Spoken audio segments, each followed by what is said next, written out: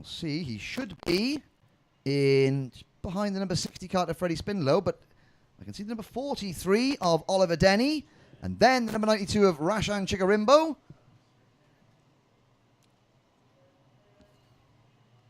Ah, yes. Lindblad is there, but he is not showing up, so maybe a transponder issue, but he is definitely out there. So Alex T can finally calm himself.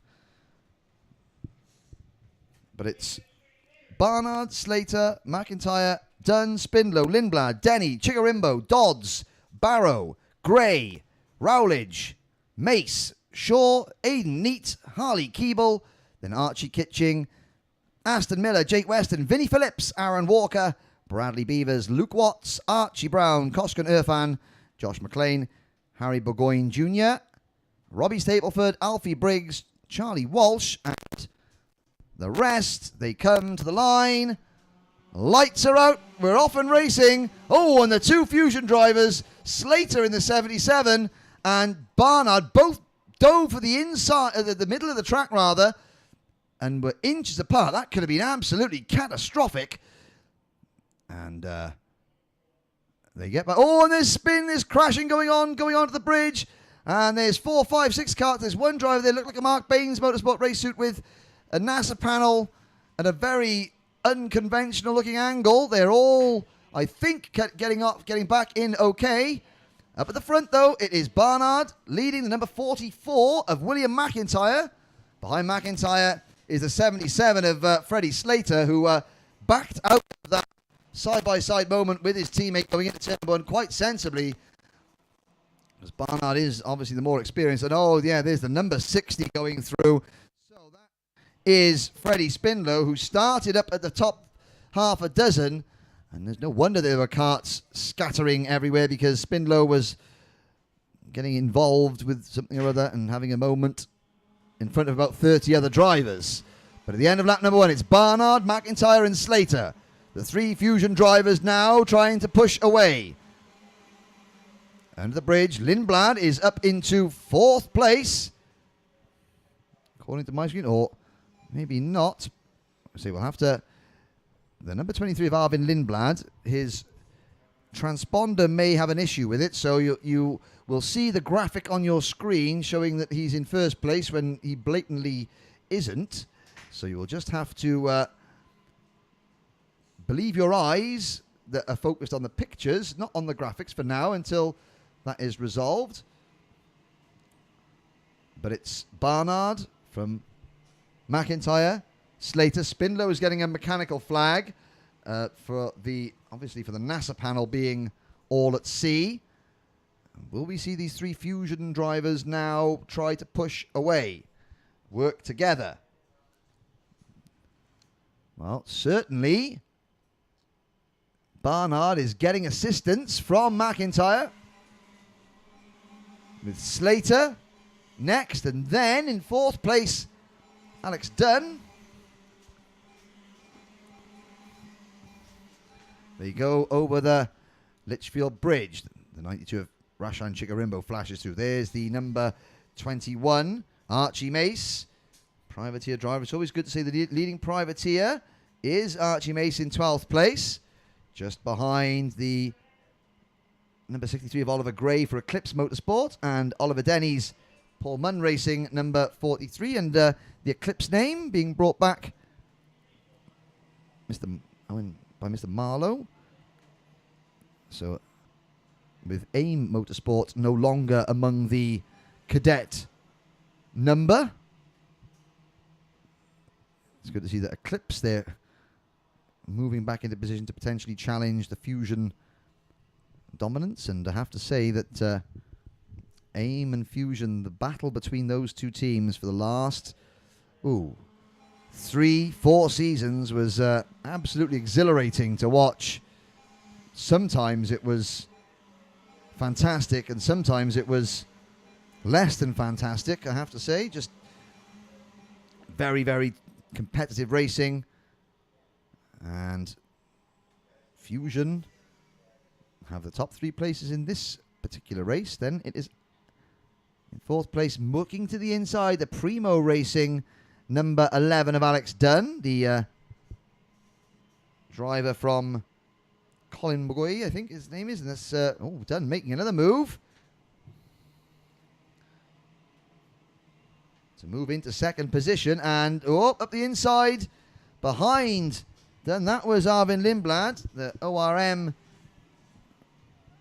driver. And thinking better of it as William McIntyre closed the door. But Alex Dunn is now setting his sights on race leader Taylor Barnard. So again, you have to just excuse now the screen adjusts itself. It is Barnard, Dunn, Slater, McIntyre, Lindblad, then Chikarimbo in sixth position in the number 92. And Chikarimbo at the back of that lead group before the first gap to Josh Rowledge, the number 14, in the number 14 kart. So Rowledge, the Strawberry Racing, and of course, well, you don't expect Strawberry to be hanging about in mid-pack for long. And there goes Alex Dunn, who is not hanging about in second place for long. So Dunn takes the lead. Barnard down to second. Pensive looks in the grandstand as they get down the back straight. Still, nearly half this race to go. Freddie Slater has moved into P2, so the young man from Wootton Wawan, a place which I have to admit I'm not familiar with, moves into P2. Make that P1 with help from Taylor Barnard. Classic PFI slipstreaming move there. The race leader down the straight, Incadet, a sitting duck. Barnard's got the momentum, mirror signal maneuver, and Dunn goes from first to third. But it's still only third. It's not seventh or eighth, which it has been known to be, and Dunn then fights straight back. So Alex Dunn does not want the Fusion drivers to get in line. He knows that they will work together because that's what they do. They're very, very skilled in the art of cadet racing, working together when need be, battling with each other when they have to. And the best way that both Dunn and Arvin Lindblad, who was there in that number 23, got that bright yellow and blue and white machine, that is the young, well, part Swedish driver, the Swedish House Mafia, as his team call him, is up into third place. And Barnard passes Slater, and there goes Lindblad, wheel to wheel through the Bruno Ferrari S's, out onto the banking. And it's still Lindblad side by side, and he does make the move stick going onto the bridge. He had to tough it out there, and all credit to both him and to Taylor Barnard. They gave each other plenty of respect. Then, of course, this is only... Oh, sorry, it was actually Slater, because Barnard has now taken the lead. This is only the first heat race on a Friday. Dunn looks to the inside of McIntyre for fourth place. So McIntyre in the 44. These five are still just about clear of the sixth place battle, which is Sam Shaw, Rashan Chikarimbo and Josh Rowledge, with Harley Keeble in ninth place at the back of that group. And it's now Arvid Lindblad who leads through the Mike Wilson complex on to lap number 8. But the 8-wheeled machine of Freddie Slater and Taylor Barnard have passed Lindblad before we even pass the start-finish line. And Lindblad slots back to third. But make that second as he goes onto the bridge.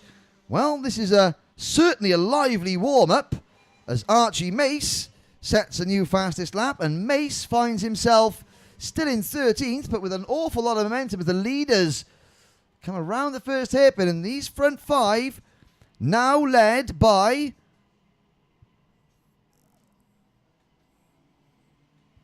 hard to see some of the numbers on the screen in the sun. It's Barnard who leads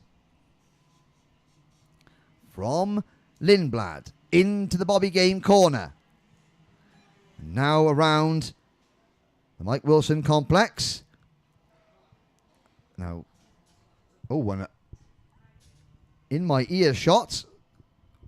One kart sheds a chain or some other bit of mechanical equipment and grinds to halt. That's the number 48 of Luca Benest. And there's Luca being guided off the side of the circuit in the foreground of your screen as the leaders plunge under the Litchfield Bridge with 30 seconds to go. And a change to lead coming off the bridge. And it's now Lindblad back in front. Dunn goes for second.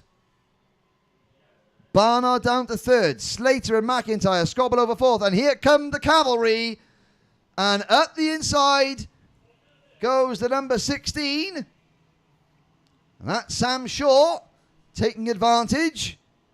Frantic signalling down in the grandstand as suddenly the mechanics of the drivers running in 7th, 8th, 9th and 10th say that there's a lead up by there and the last lap board's about to go out. So Arvid Lindblad comes to the final corner onto the start-finish line. Last lap board going out now. And Lindblad with Barnard defending second place from Dunn under the bridge. Fourth place on back has faded away. Dunn and Barnard still side by side into turn number 3. This is going to help Arvid Lindblad. Dunn keeps it high, wide and handsome through turn 3, makes the move stick. Barnard slots back into line. Rashan Chigarimbo getting a warning flag and they're closing in on Lindblad. There's the move. Oh, Alex Dunn. He sends one in from fullback. They came from about 100 kart legs back. Lindblad wasn't quite sure what was happening. That was somehow Dunn got on the brakes and made it to the apex. Now Lindblad's got to fight back into the Fullerton S's. Barnard's going to have momentum, as is that kart in fourth place, which looks like one of the Eclipse karts. Number 16, Sam Shaw, into Bobby Game corner. Will they all come out cleanly? Dunn's on the inside. Oh, Lindblad's going to get hustled wide. Barnard's through, side by side for third. Lindblad runs. One of the Fusion drivers, that's either McIntyre or Slater, out. And Dunn and Barnard drag race to the line. Alex Dunn takes the win by 1/10 of a second. Barnard in second.